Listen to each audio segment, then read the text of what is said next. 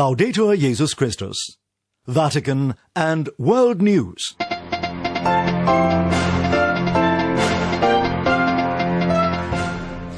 Today, Saturday, April 10th, is the 7th day in the octave of Easter. And these are today's headlines. Pope Francis has condemned renewed violence in Colombia and expressed his closeness to the people there. More than 85,000 people have disappeared in Mexico's ongoing drug war, according to new figures released by the government. And on the anniversary of the Good Friday Agreement, unrest in Northern Ireland is a cause of growing concern. In the Vatican, I'm Christopher Wells.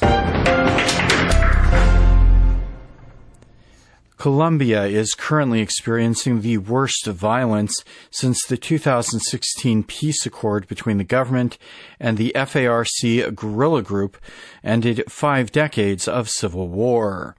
Vatican Secretary of State Cardinal Pietro Parolin has sent a message on the Pope's behalf to the country's bishops, expressing concern over escalating violence in southern Colombia. Robin Gomes has more. Pope Francis condemns the episodes of violence and expresses his closeness to the people who live in the midst of so much suffering in the southwestern Pacific region of Colombia. This is what the Vatican Secretary of State Cardinal Pietro Parolin wrote in a telegram addressed to the President of the Colombian Bishops' Conference, Archbishop Oscar Urbino Ortega of Villavicencio. The message also recalls the commitment of bishops, priests, religious and the laity in the incessant search to build bonds of peace in the entire region.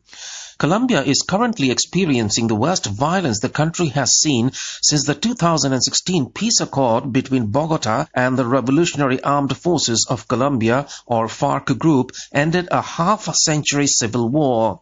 Some guerrilla fighters refused to join that peace process and have continued their struggle while also mixing with drug traffickers in lawless areas of Colombia. Dissident FARC rebels, leftist guerrillas, drug trafficking groups, and right-wing paramilitaries are all battling for control of the lucrative cocaine and illegal mining markets. Recently, the southern part of the country has also seen a flare-up in violence. On March the 26th, dozens of people were injured in Corinto in the southwestern department of Cauca. A car bomb exploded in front of the town hall in one of the symbolic places of the indigenous community in Colombia.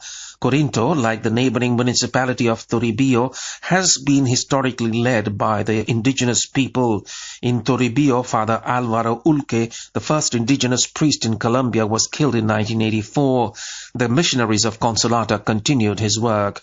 A recent report by the Emmanuel Peace Table and other organizations of Colombia documents the violence suffered for decades by the ecclesial organizations that fought alongside the poorest groups. I am Robin Gomes. Also from Latin America, in Mexico, the grim and growing toll of disappeared persons in the nation's 15-year ongoing drug war has reached over 85,000 victims, according to government figures. James Blears reports about a devastating war crime. Billboards on street corners stretching along the winding passageways of the metro system or clinging to telegraph poles show the fading photos of thousands of faces, mostly young, of the gone but never forgotten. In them lies the imprinted forlorn hope that they might somehow and someday miraculously reappear, but in reality this happens once in a blue moon. The Mexican government report just issued portrays a bleak picture contrasted against the backdrop of 250,000 slain in the deadly cat and rat war between the Mexican government and its armed forces plus police, pitted against powerful, ruthless and ultra-violent drug cartels. Their gunmen, known as sicarios, use murder, which remains largely uninvestigated, as a terror tool, intimidation tactic of repression. Deputy Secretary of Human Rights Alejandro Encinas confirms the statistic as 85,006. He says that corpses are mostly unearthed in shallow, clandestine dumping grounds in the states of Sinaloa, Sonora, Jalisco, Colima, and Guanajuato, which bear the brunt of the never-ending cycle of violence. Families desperate for closure invariably do most of the digging themselves, and then it's up to forensic scientists to confirm their worst fears via remnants of clothing, but more often dental records of the skeletal remains. But this is literally scratching the surface. Many families from whom they vanished off the face of the earth were too terrified to report them missing. The cartels know full well where the families live, work and gather, so they can, and they do come back to kill again in retribution unimpeded, in broad daylight, or in the depth of the darkest nights. For Vatican Radio, James Bliss reporting. Returning to news from the Vatican, Pope Francis has offered his heartfelt condolences on the death of Prince Philip. In a telegram addressed to Queen Elizabeth on behalf of the Holy Father, Cardinal Secretary of State Pietro Parolin writes that saddened to learn of the death of your husband, Prince Philip, Duke of Edinburgh, His Holiness Pope Francis offers heartfelt condolences to your Majesty and the members of the royal family. The telegram continues, recalling Prince Philip's devotion to his marriage and family, his distinguished record of public service, and his commitment to the education and advancement of future generations. His Holiness commends him to the merciful love of Christ our Redeemer. The message concludes, upon you and upon all who grieve his loss, in the sure hope of the resurrection, the Holy Father invokes the Lord's blessings of consolation and peace. Meanwhile, tributes are continuing to pour in from around the world for the death of Prince Philip, who passed away on Friday at the age of 99. Among those conveying their condolences is the Archbishop of Westminster, Cardinal Vincent Nichols. Speaking with Lydia O'Kane, the Cardinal says the Duke of Edinburgh leaves behind a legacy of lifelong duty and steadfast loyalty. The Duke of Edinburgh has led a most remarkable life over these nearly 100 years. And as people reminisce and tell their memories, those memories go back to wartime contributions right down to most recent things and are full of sparkle and full of his vibrant personality and ability to express things, sometimes quite bluntly and pointedly. But there is a great outpouring of gratitude to the Duke of Edinburgh for his loyalty, for his cheerful sense of duty, and for the stability that he and Her Majesty the Queen have given to this country for so many years now. I think one of the words that really is sticking out when we hear about Prince Philip's life is that of service, a lifetime of service that he's given to both Queen and country.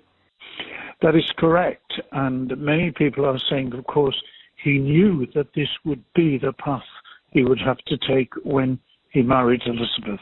He knew that she was going to be Queen, and he knew therefore that he was always going to be in a supportive role in second place. And even though he had many contributions that he made himself in different spheres, his primary duty, as Her Majesty said when they celebrated their Diamond Jubilee, was to be her constant support and friend and stalwart. And that's what we thank God for his life and for what he gave to us all, and why we pray today very, very much for the royal family, and of course for Prince Philip, for the repose of his soul. That was Cardinal Vincent Nichols, the Archbishop of Westminster, speaking with Vatican Radio's Lydia O'Kane.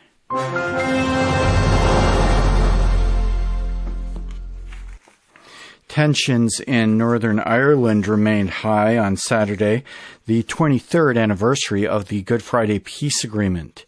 There was another night of unrest on Friday in neighbouring Loyalist and Nationalist areas of North Belfast. Missiles were hurled in the Loyalist Tigers Bay area, and petrol bombs were thrown at police in the Nationalist New Lodge area of the city. The Bishop of Derry, Donald McEwen, told Lydia O'Kane that civic and church leaders need to be looking for ways to help communities build a better future for themselves. My main response, I suppose, is sadness for those areas in which the troubles are taking place, because it's always the poorer areas who suffer when something goes wrong in their communities. And perhaps when stronger people are prepared to take advantage of those, it's the areas that most need to be thriving and feel confidence in themselves that very often end up being those who cause most damage to themselves.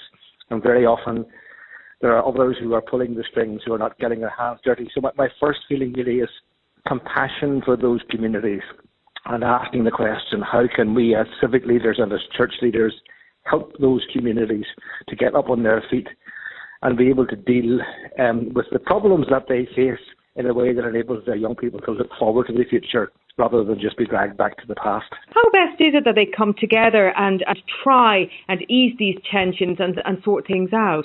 Well, I think the Good Friday Agreement from almost exactly 23 years ago, in April 1998, was based on there being three strands of relationships that were essential for the future of Northern Ireland. One was the internal strand, the local parties working together. One was the north-south strand, in other words, the role of the Irish government that's part of the Good Friday Agreement. And the other one is the east-west strand between the British and the Irish government. So I think we've been placing so much emphasis on just the first of those strands, getting the local politicians to work together. And very often their squabbling in Parliament, in Stormont, has given bad example to others on the ground. In other words, if they can throw insults at one another in Parliament, why on earth shouldn't we do the same on the ground? So yes, there's pressure on people in Stormont to behave well and to model good relationships and decent conversations. And I think the job of church is to call out the politicians and what sometimes is bad example from them. That was Bishop Donald McEwen speaking with Lydia O'Kane. Finally, Germany's Christian churches and ecclesial communities are gearing up for their annual Week for Life from the 17th through the 24th of April, which will focus on the importance of palliative care and pastoral support for those who are near death. Devin Watkins tells us more. Christian churches in Germany will focus their annual ecumenical Week for Life on people who are dying or terminally ill. Entitled Living in Death, the week will be celebrated from April 17th to the 24th in Augsburg and is organized by the Catholic Bishops' Conference together with the Evangelical Church of Germany. The theme was chosen in the light of the ongoing COVID-19 pandemic, but also of the present discussion on the legalization of euthanasia in the country following a controversial ruling last year by the Federal Constitutional Court. In February 2020, a court allowed pro-euthanasia associations that help people to commit suicide to publicize their activities, declaring a law which was approved by the German parliament in 2015 unconstitutional. As a consequence, the present law will have to be changed, and the Bundestag is expected to discuss the matter next week. The focus of the Week for Life will therefore be on assistance to the terminally ill and the dying through palliative care and pastoral support. The event will open with an ecumenical sermon in Augsburg Cathedral, which will be concelebrated by the president of the German Catholic Bishops, as well as his evangelical counterpart. Following the celebration, an online discussion about the ethical and pastoral implications of the end of life will begin, with the participation of church and civil society representatives. We want to promote palliative and hospice support, as well as the global culture of life in our society in a more coherent way, say the bishops. The Ecumenical Week for Life was first launched in 1994 to raise awareness in the church and larger society on the dignity of every human life, from conception to natural death. I'm Devin Watkins. And that's all the time we have for this edition of Vatican and World News. In the Vatican, I'm Christopher Wells.